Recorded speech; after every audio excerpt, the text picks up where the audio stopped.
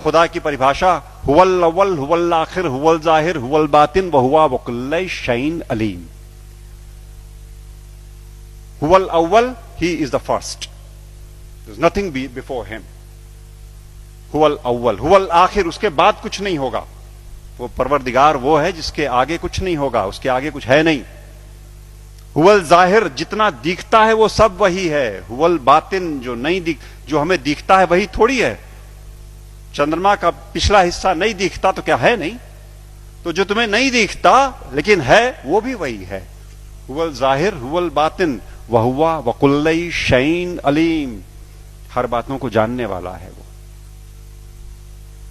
और क्या कहते हैं वेद, क्या कहते हैं? शिव सहस्त्र नाम में भगवान शंकर के 1000 नाम हैं।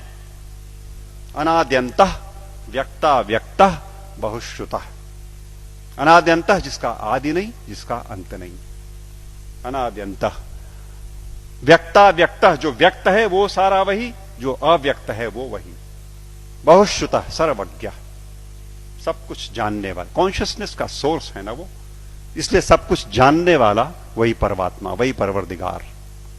और Bible, I am the alpha and the omega, I am the alpha and the omega, I am the first and the last.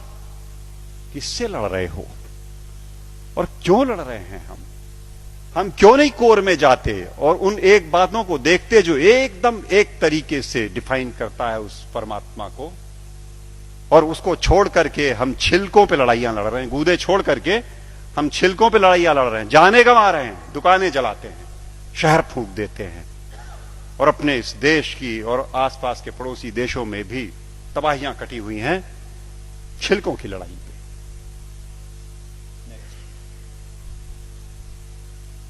सूफी फकीर कहता है अन अल हक, ट्रांसलेटेड इट मीन्स अहम ब्रह्मास्मि, आई एम द सेम। अन अल हक, ये सूफी फकीर बोलते हैं। लेकिन हम हैं कि लड़ने से बाज नहीं आने वाले।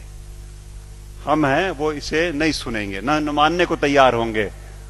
वो वही बात होली बाइबल जब कहती है कि I am the way the truth and the life, no one cometh unto the father but by me. But by me means through the soul, जो हमारे अंदर वो ज्योति का पुंज है, उसी के थ्रू रास्ता अंदर जाएगा।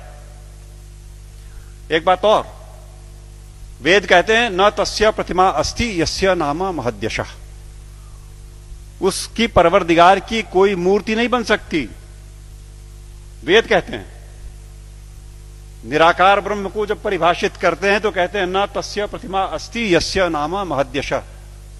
गुरुजी बैठे हुए हैं, कुछ अगर खोट हो तो टोक देंगे।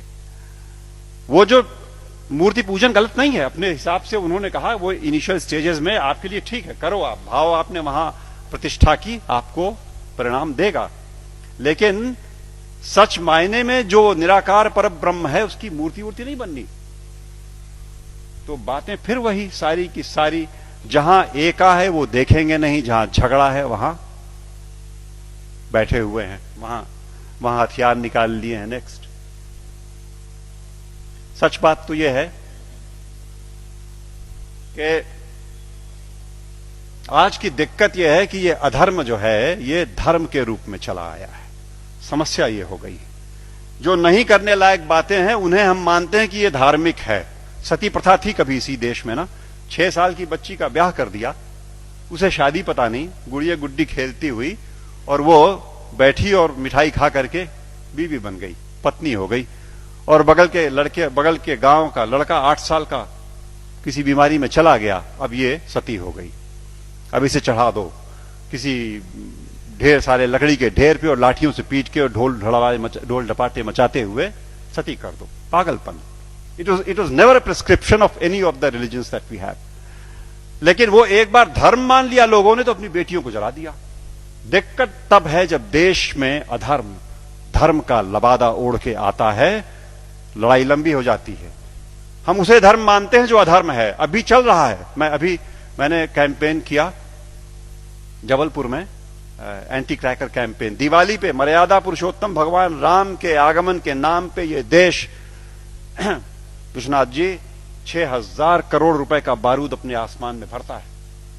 6,000 करोड़ का बारूद उस देश में जहां दिवाली के दिन करोड़ों के हाथ में एक बताशा नहीं और एक दिया नहीं। अधर्म।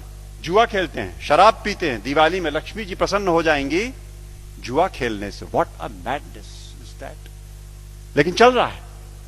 अधर्म जब धर्म का लबादा ओढ़ के घुसेगा समाज में तो नहीं निकलेगा आसानी से, और अगर वो निकलेगा आपके प्रयास से। आप जगे हुए लोग हैं, आपके प्रयास से जाएगा। राह चलतों के प्रयास में से वो बात नहीं आनी, वो समझ ही नहीं सकते। या आप सुन तो रहे हो, आप शायद समझ भी जरूर रहे होगे। इस देश का एक बड़ा हिस्सा इन बातों को न सुन पाएगा न समझेगा। धैर्य नहीं उसके पास, समझ भी नहीं उसके पास। और आवश्यकता इस बात की है कि अधर्म जब धर्म का लबादा ओढ़ के आए तो पहचान के इग्नोर कर दो। लड़ाई नहीं लड़नी, आवश्यकता नहीं उससे लड़ाई की। It only needs to be ignored and probably that will do the trick next. सच बात तो यह है कि हम, जैसा मैं कह रहा था, कि हम छिलकों की लड़ाई में लगे हुए हैं, गूदे की ओर ध्यान नहीं दे रहे। और मेरे घर पे मैं शाम को आसपास के मोहल्ले के गरीब बच्चों को पढ़ाता हूं, थोड़े से। उन्हें रोज एक टॉफी एक बच्चे को देता हूं, उनको इनकरेज करने को कि वो आए। और वो अब जाके थमा है कुछ दिनों पहले, वरना रोज का झगड़ा था। एक टॉफी लाल रैपर में, हरे रैपर में, पर्पल रैपर में। ओ मुझे लाल चाहिए सर, मुझे हरी वाली चाहिए। लड़ने पे आमादा आपस में। और जिसे हरी मिल गई वो उछलता है, अंदर बिल्कुल एक चीज, लेकिन वो रैपरों की लड़ाई में परेशान। हमारा सारा देश आज इस धार्मिक रैपर की लड़ाई में गुथा हुआ।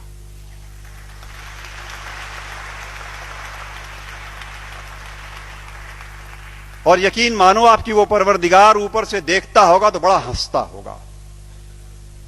ये मनुष्य मेरा इंटीग्रिटी और मेरा कंपैशन लेकर के पृथ्वी पर मेरे नुमाइंदे बन करके इन रैपर्स पे उलझे हुए लड़ रहे हैं।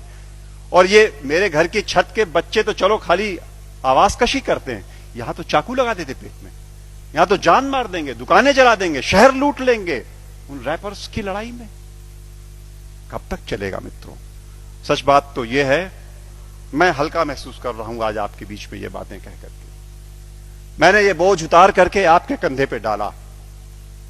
आज मैं अकेला था ये बात बोलने को। आज के बाद आप सबके ऊपर ये जिम्मेदारी है कि आप एक बार रुको, ठहरो, सोचो, जागरूक हो और जागरूक करो औरों को, वरना ये देश की तबाही ऐसे ही चलती रहेगी।